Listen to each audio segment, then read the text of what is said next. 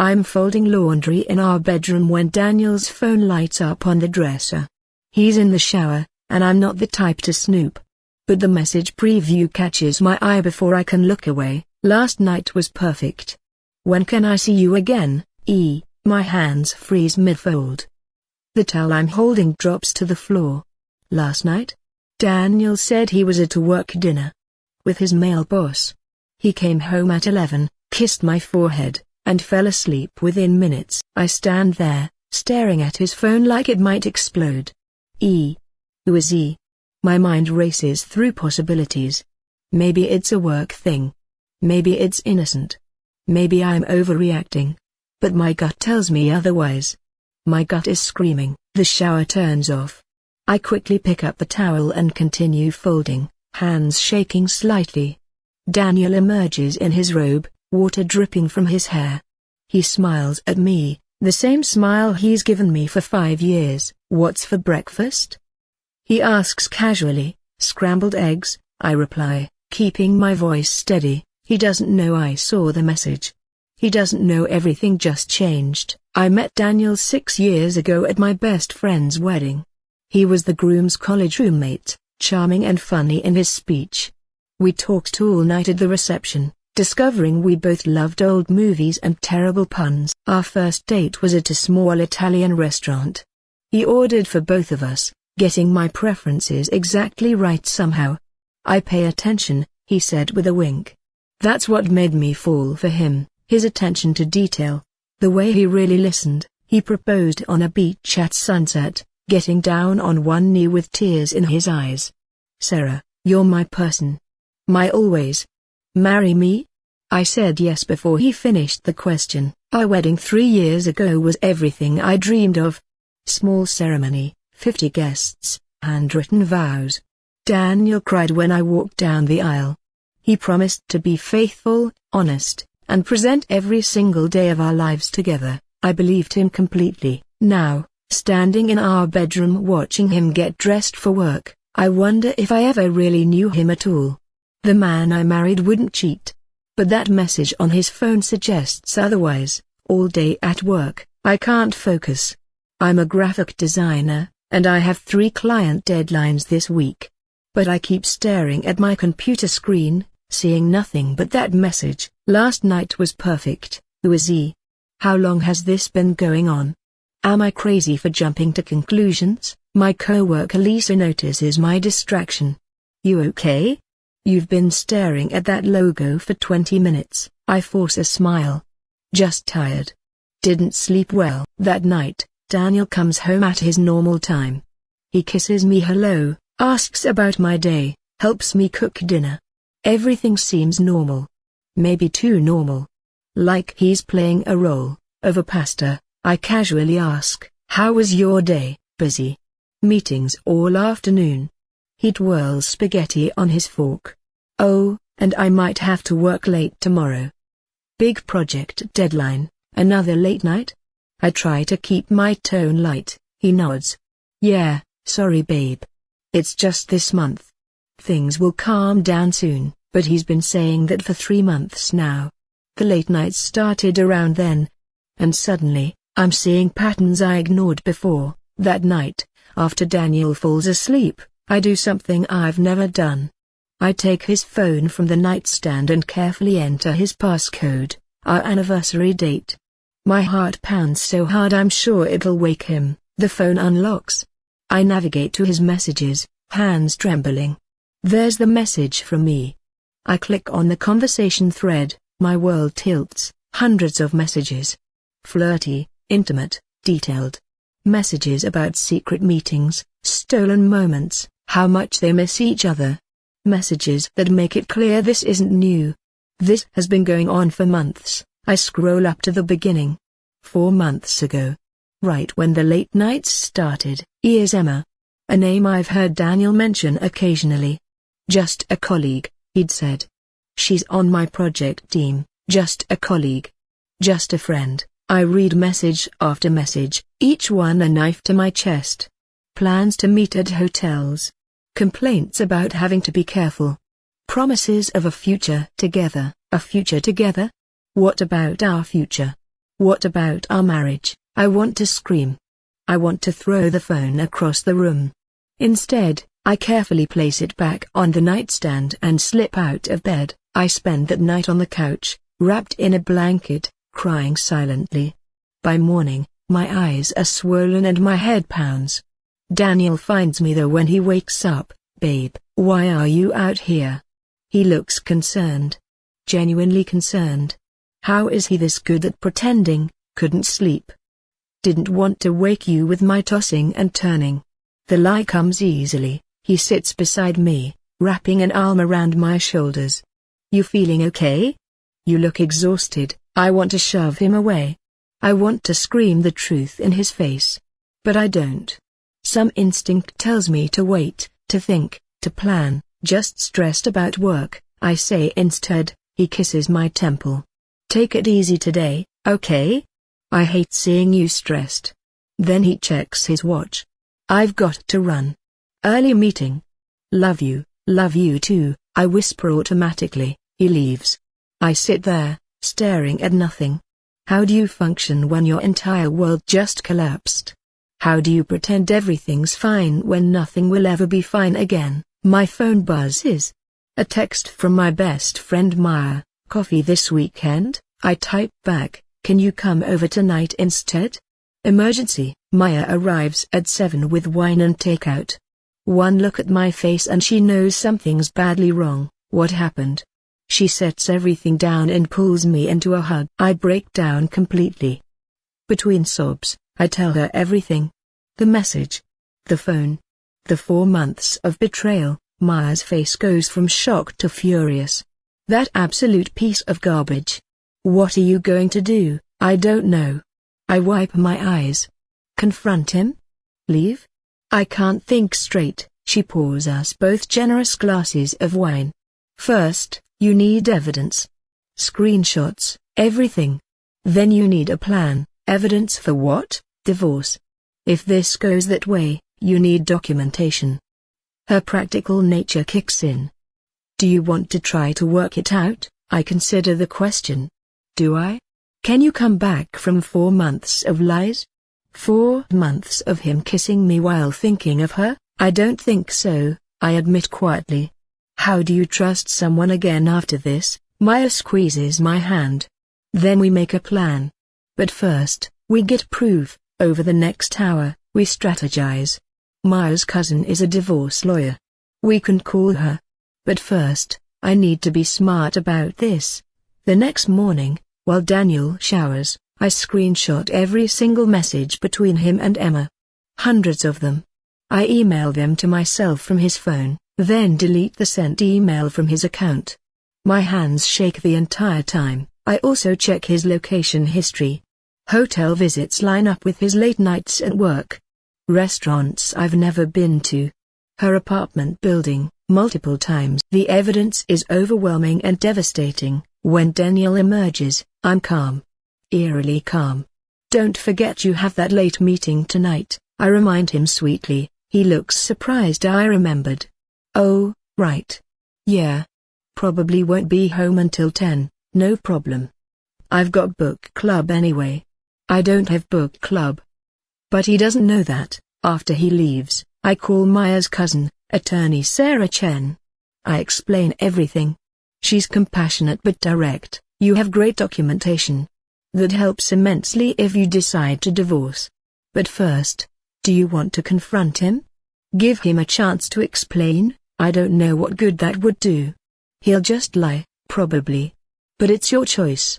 You can file papers without warning, or you can confront him first and gauge his reaction. I thank her and hang up.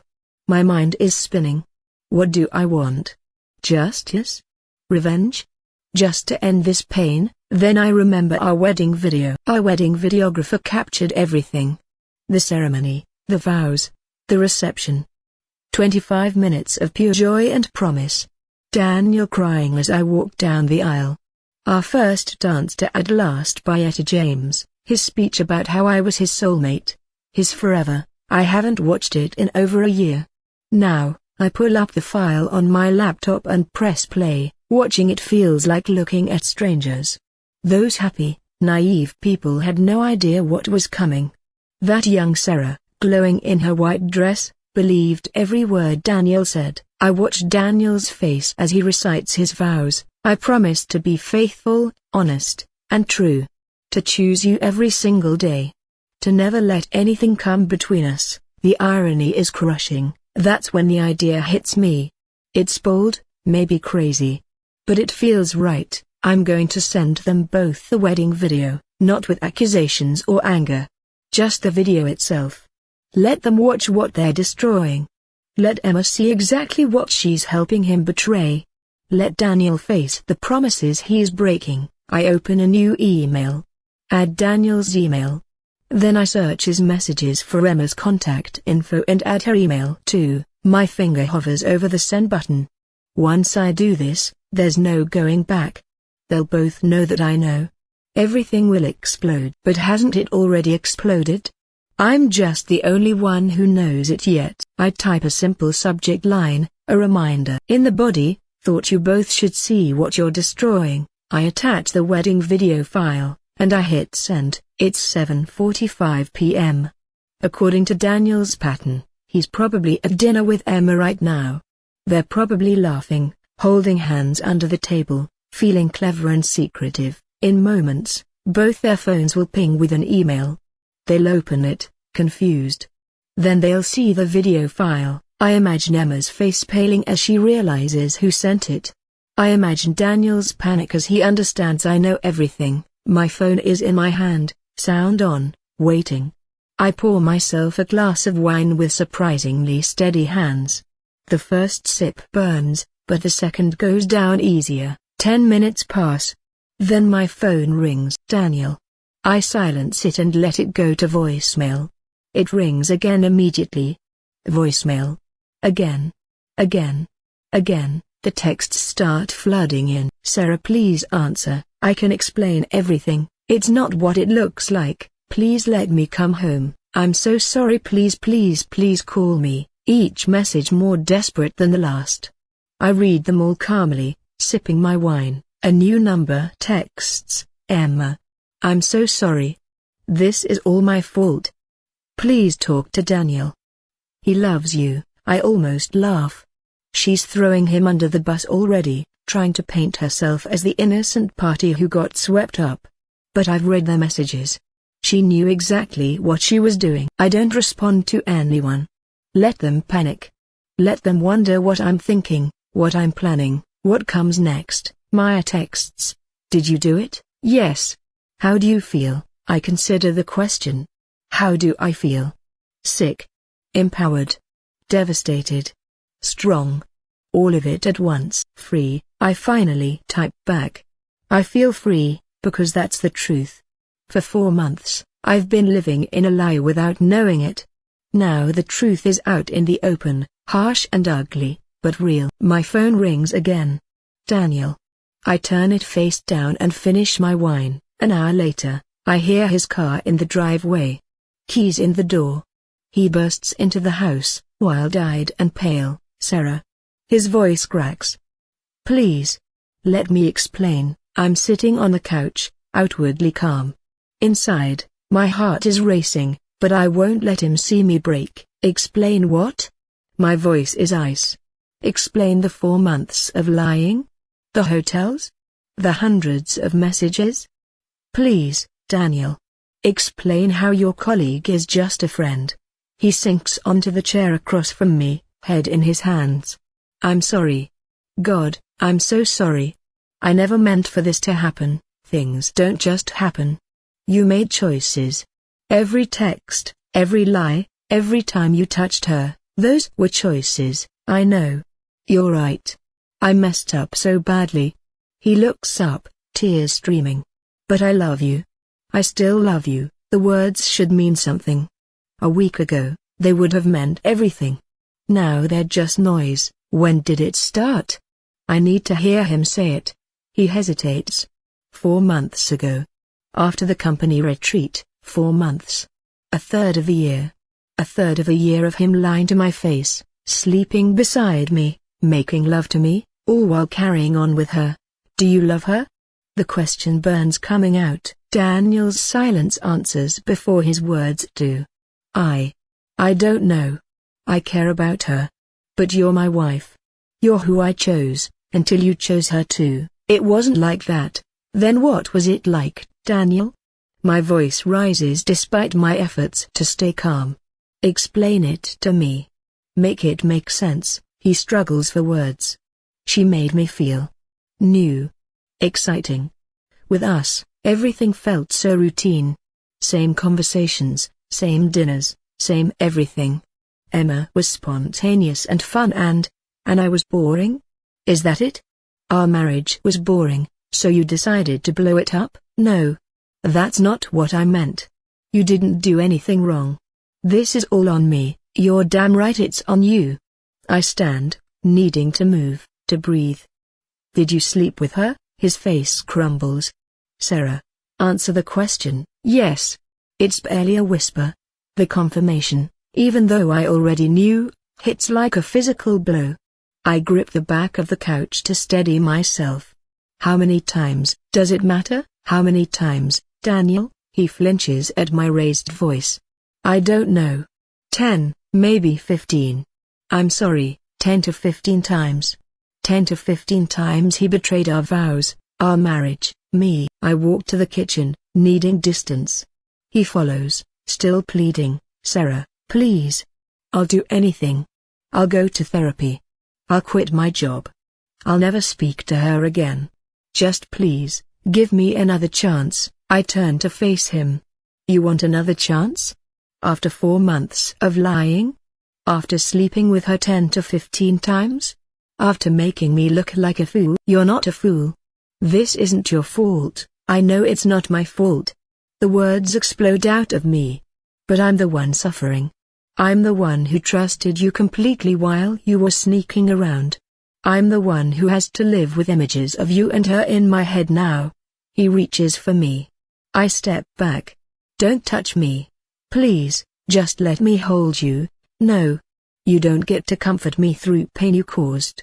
My voice breaks slightly, but I force it steady. I want you to leave. What? Pack a bag. Go stay with your brother, your parents, a hotel, I don't care. But you're not sleeping here tonight. His face goes white. Sarah, this is my home too, and you destroyed it. Now leave. He stands there, mouth opening and closing, searching for words that might change my mind. There aren't any. Finally, he walks to our bedroom. I hear drawers opening, things being moved. While he packs, I text Maya. He's leaving. Can you come over? On my way. 10 minutes, Daniel emerges with a duffel bag, looking lost and broken. Part of me, a small, stupid part, wants to take it all back. To pretend I never saw the messages. To choose ignorance over this pain. But I can't unknow what I know. I can't unfeel this betrayal. Can we please talk tomorrow? His voice is small. When we've both calmed down, maybe. I'll let you know. He lingers at the door. I really do love you, Sarah. I know I don't deserve another chance, but I'm begging for one anyway. I don't respond. What is there to say? He finally leaves. The door clicks shut. The house is suddenly, overwhelmingly quiet. I stand in the middle of our living room. The room where we've watched movies, hosted friends, built a life, and I let myself completely fall apart. That's how Maya finds me 10 minutes later. Curled up on the floor, sobbing so hard I can't breathe. She doesn't say anything. She just lies down next to me, wraps her arms around me, and lets me cry. The next few days blur together. I call in sick to work, which I never do. I can't imagine sitting at my desk, designing cheerful logos while my marriage implodes. Maya basically moves in. She brings groceries, forces me to eat, makes me shower. You're allowed to fall apart, she says gently. But you also need to take care of yourself. Daniel texts constantly. Apologizing, explaining, begging. I read them all but respond to none. What would I even say? On day 3, Maya's cousin Sarah calls. I know this is fresh, but we should talk about next steps. Are you considering divorce? The word divorce makes it real in a new way. I think so. Yes. I don't see how we come back from this. That's completely valid. Given the evidence you have, this should be straightforward. But take your time deciding. You don't have to rush. After we hang up, I sit with the reality. Divorce. Ending a marriage I thought would last forever. The future I'd imagined, growing old together, maybe kids someday, gone. But was that future ever real? Or was I the only one believing in it while Daniel kept one foot out the door? My mom calls that evening. Somehow, she senses something's wrong. Honey, you don't sound like yourself. What's going on? I break down and tell her everything. Mom listens without interrupting. When I finish, she's quiet for a long moment. Then, come home for a few days. Get out of that house. I can't run away, Mom. It's not running away. It's taking space to heal and think clearly. Please, sweetheart. Let me take care of you. The offer is so tempting. To go back to my childhood home, to be mothered, to escape this nightmare for even a few days. Okay, I whisper. I'll come tomorrow. The next morning, I pack a bag. Before I leave, Daniel texts, "Can we please talk? Face to face? I need to see you." Against Maya's advice, I agree. We meet at a coffee shop, neutral territory. He looks terrible. Unshaven, dark circles, wrinkled clothes. Good, he slides into the booth across from me. Thank you for meeting me. I stay silent, waiting. I ended things with Emma. Completely. Told her it was wrong and I'm committed to saving my marriage. I blocked her number. I requested a transfer at work, and she was okay with that? I asked skeptically. She was upset, but she understood. She feels terrible about all of this. I doubt that, but I let it go. Why should I believe anything you say? You've been lying for 4 months. Daniel's face twists with pain. I know I've destroyed your trust. I know sorry isn't enough. But I'm willing to do whatever it takes to earn it back. Therapy, transparency, anything. Transparency? Really? I lean forward. Show me your phone right now. Unlock it and hand it to me. He hesitates for just a second, long enough to confirm he's still hiding something, before unlocking it and sliding it across the table. I scroll through his messages. The Emma thread is deleted. Convenient. I check his call logs. 3 calls to an unsaved number from this morning. Who's this? I show him. That's Emma's number. She called me a few times. I didn't answer. But you didn't block her like you claimed. I was about to. I slide the phone back. You're still lying. Even now, sitting here, you're still lying. Sarah, please. I'm going to my parents' house for a week. I need space to think. Don't contact me unless it's an emergency. I stand to leave. He grabs my hand. I love you. Please remember that. I pull away. Love isn't enough when there's no trust. I walk out, feeling his eyes on my back. In my car, I finally let myself cry again. Why does this hurt so much? Why do I still love someone who betrayed me so deeply? My parents' house smells like home, coffee and my mom's lavender lotion. They welcome me with open arms and no judgment. For the first 3 days, I mostly sleep and cry. They let me, bringing food and water, checking on me quietly. Their unconditional support is exactly what I need. On day 4, Dad and I sit on the back porch. Want to talk about it? He asks gently. I tell him everything. The discovery, the confrontation, my confusion about what to do next. He's quiet for a long time. Finally, you know what I see? Strength. You didn't scream or throw things. You gathered evidence, confronted him with dignity, and set boundaries. That takes real courage. I don't feel courageous. I feel broken. Broken and courageous aren't mutually exclusive. He pats my hand. You can rebuild from this. With or without him, that's your choice. But either way, you'll be okay. How do you know? Because I know my daughter. You're tougher than you think. That night, Mom and I talk. Do you think marriage can survive infidelity? I ask her. She considers carefully. Sometimes. But it requires genuine remorse, complete transparency, and years of work. Both people have to want it desperately. I don't think I want it, I admit. Is that wrong? Not at all, honey. You get to decide what you can live with. After a week, I return home. The house feels different, tainted somehow. Every room holds memories I can't look at the same way anymore. Daniel has been texting daily. I finally respond, we need to talk. Tomorrow, 2 p.m., at the house. He arrives exactly on time, looking hopeful. That hope irritates me. Does he really think this is fixable? We sit at the dining table. I've prepared for this conversation, written down everything I need to say. I've made my decision. I start. I want a divorce. His face crumbles. No. Please, don't say that. We can work through this, Daniel. You didn't just cheat. You lied every single day for 4 months. You looked me in the eyes and said you loved me while texting her. You made plans with me while keeping her as a backup option. That's not a mistake, that's a pattern of choices. I know, and I'll never forgive myself. But doesn't our history count for something? 6 years together, 3 years married, our history is exactly why this hurts so much. You threw away everything we built for someone new and exciting. What happens in 5 years when our marriage feels routine again? Will you find another Emma? No. Never. I've learned my lesson. Your lesson shouldn't have cost me my sense of safety and trust. He's crying now.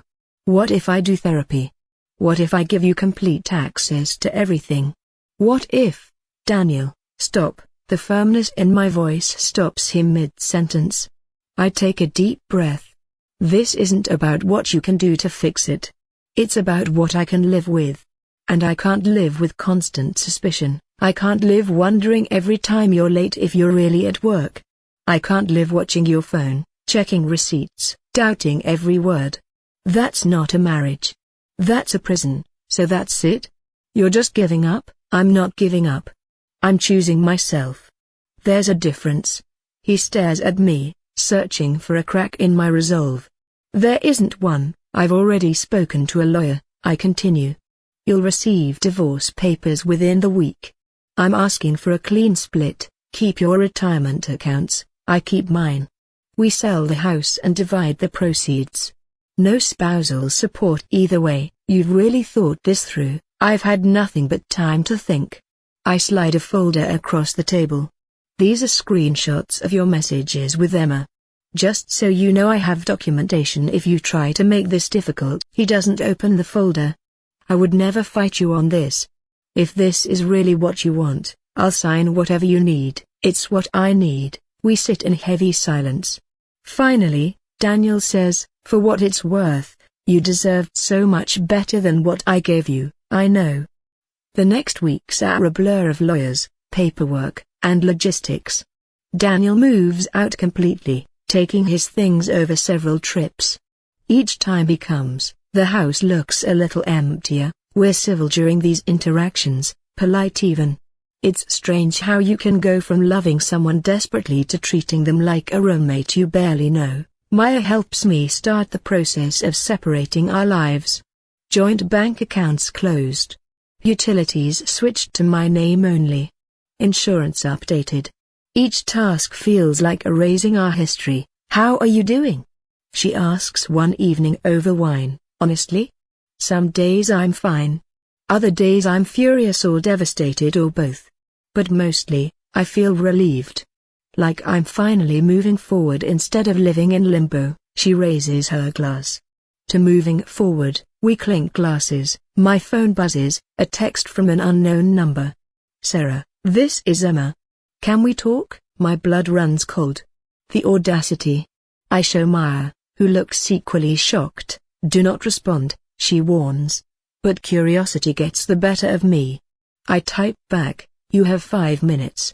Say what you need to say. Her response comes quickly, I'm so sorry for everything. I know that doesn't fix anything, but I need you to know that I never meant to hurt you. Daniel and I. It just happened. I stare at her message, anger building. Things don't just happen. But I'm curious where this is going. Why are you texting me? I reply, because I feel horrible. You didn't deserve any of this. Daniel talked about you all the time, how kind you are, how creative, how much he loved you. I knew he was married and I pursued him anyway. That makes me a terrible person. At least she's self-aware. What do you want from me? I type. Forgiveness? Absolution? No. I know I don't deserve either. I just wanted you to know that Daniel really does love you. He made a mistake, but he's genuinely sorry. I almost laugh. She's trying to advocate for him now? After everything? Emma, I don't know what your goal is here, but you should know, I'm divorcing him. What you and Daniel do now is none of my business. But do me a favor and never contact me again. I block the number before she can respond. Maya looks at me with approval. Proud of you for not tearing her apart. I thought about it. But honestly, she's not worth my energy. Neither is he anymore. That realization feels monumental. For the first time since this started, I truly mean it. They're not worth my energy, my tears, my pain. I'm worth more than this. 3 months after sending the wedding video, the divorce is finalized. It's remarkably undramatic, just signatures and a judge's stamp. Years of marriage ended in 15 minutes. Daniel tries to speak to me outside the courthouse. Can we get coffee? Just to talk? There's nothing left to talk about. I just want you to know. I really am sorry. And I hope someday you can forgive me. I consider his words. Maybe someday I will. Not for you, for me. But today isn't that day. He nods, accepts it, and walks away. I watch him go, feeling strangely empty. No anger, no sadness. Just nothing. Maya takes me out to celebrate that night. You're officially free, she toasts. Free, I echo. The word feels good. Over the next few weeks, I start rebuilding. I move to a new apartment, smaller but all mine. I redecorate with colors I love that Daniel hated. I hang my artwork. I create a space that's wholly, completely Sarah's. Work becomes a refuge. I throw myself into projects, accepting freelance jobs in addition to my regular position. My creativity flourishes without the weight of secrets and lies. I start therapy, too. Working through the betrayal, the trust issues, the trauma of it all. My therapist helps me see patterns I missed. 6 months post-divorce, I'm at a coffee shop working on a design when someone sits across from me. I look up, annoyed at the intrusion. It's a man about my age, sheepish smile. Sorry, everywhere else is full. Mind if I sit here? I'll be quiet, promise. I gesture to the seat. Go ahead. We work in companionable silence for 30 minutes. Then he packs up his laptop. Thanks for sharing your table. I'm Marcus, by the way. Sarah. Nice to meet you, Sarah. Any chance you'd want to grab dinner sometime? I promise I'm not a serial killer. I'm surprised by the invitation. I haven't thought about dating yet. Wasn't planning to for a while. But Marcus has kind eyes and an easy smile. Sure, I hear myself say. Dinner sounds nice. We exchange numbers. After he leaves, Maya texts, saw that from across the cafe. You getting back out there? Maybe. We'll see. That night, I think about Daniel. Not with anger or sadness anymore, but with a strange sense of gratitude. His betrayal, as painful as it was, freed me. It forced me to find my strength, to choose myself, to rebuild into someone stronger. I look at the wedding video file on my laptop. I haven't watched it since sending it to them. Now, I hover over the delete button. Do I keep it as a reminder? Or let it go? I delete the file. Not out of anger, but out of readiness to fully move forward. That version of Sarah, the one who believed in forever with Daniel, is gone. I'm someone new now. My dinner with Marcus goes well. Really well. He's an architect, recently relocated here, funny and genuine. We go out again. Then again, I should probably tell you, I say on our 4th date. I'm recently divorced. Like, really recently, he nods. I appreciate you telling me. Do you want to talk about it? Not really. Just wanted you to know I'm still figuring things out. That's fair. No pressure. He smiles. We'll figure it out together. His kindness is refreshing. There's no game playing, no hidden agendas. Just honesty. 3 months into dating Marcus, I run into Daniel at a restaurant. He's alone, looking tired. We make awkward eye contact. He approaches my table. Hey. You look good, thanks. You too. It's not true, but politeness costs nothing. Is this your, Marcus? My boyfriend? It feels good to say. Daniel forces a smile. That's great. Really? You deserve to be happy. I am happy. And I mean it. After Daniel leaves, Marcus asks, that him? Yeah. You okay? Completely okay. And I am. Seeing Daniel stirred nothing, no anger, no longing, no regret. Just indifference. Later, lying in bed, I think about how far I've come. From discovering those messages to sending the wedding video. From devastation to strength. From broken to whole again. The wedding video was my line in the sand, my way of saying I know, and I won't be silent. It forced truth into the light and gave me back my power. Daniel thought he could have everything. Instead, he lost what mattered. I thought his betrayal would destroy me. Instead, it rebuilt me into someone stronger, wiser, more certain of what I deserve. Now, I look forward to my future with clarity and hope. Not as Daniel's wife, but as fully, completely myself, and that's worth more than any wedding vows he broke.